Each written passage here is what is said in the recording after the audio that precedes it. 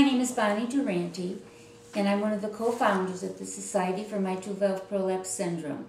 We're a nonprofit charitable organization dedicated to educating and supporting people with mitral valve prolapse syndrome.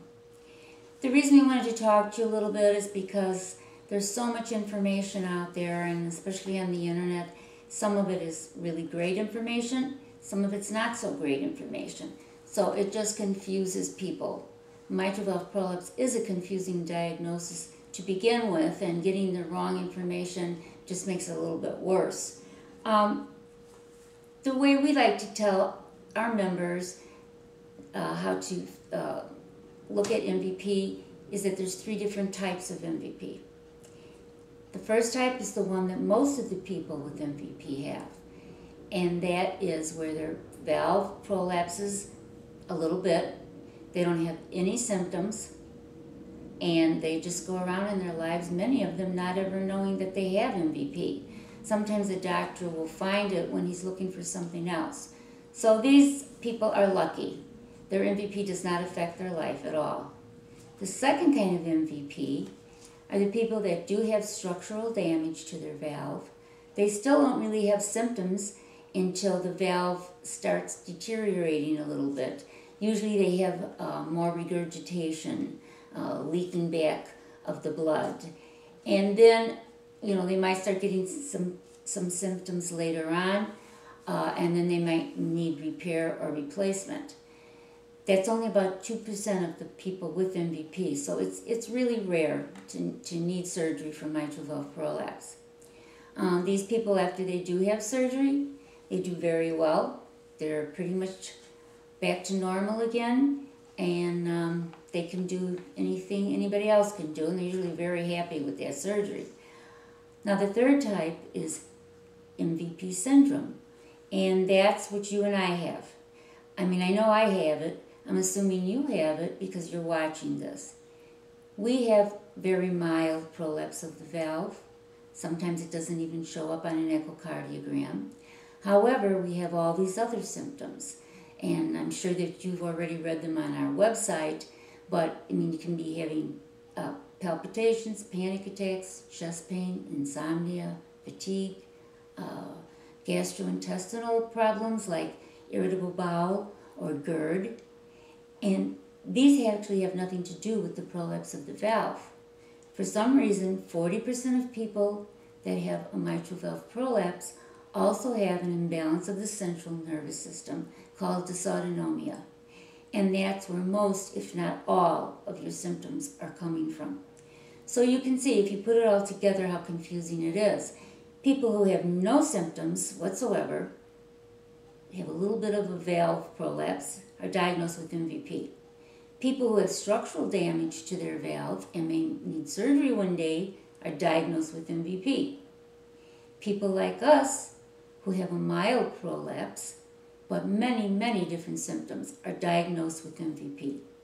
So that's kind of confusing.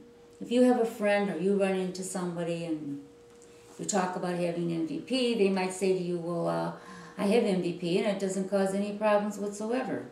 And you might have all these things, all these symptoms, that you're struggling with. So they're lucky, as I said before, they have the MVP that the majority of people have.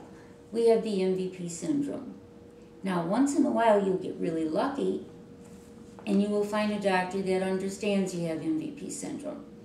But that's not too often, as many of you have already found out. The most email and phone calls we get are people asking, do you have a doctor in my area? We usually have to say no, which is very sad. But we feel that if we give you the information, at least you can get treated for your symptoms.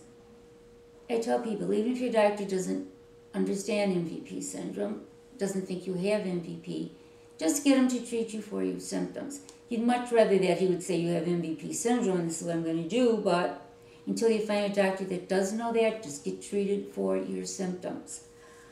There's a couple of quotes that I like very much, and I think they're very important. I like to read them.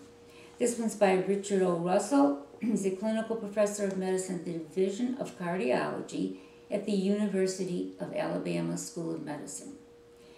He says the diagnosis of dysautonomia, MVP syndrome, is a clinical diagnosis not requiring the prolapse of the mitral valve to confirm or deny that diagnosis.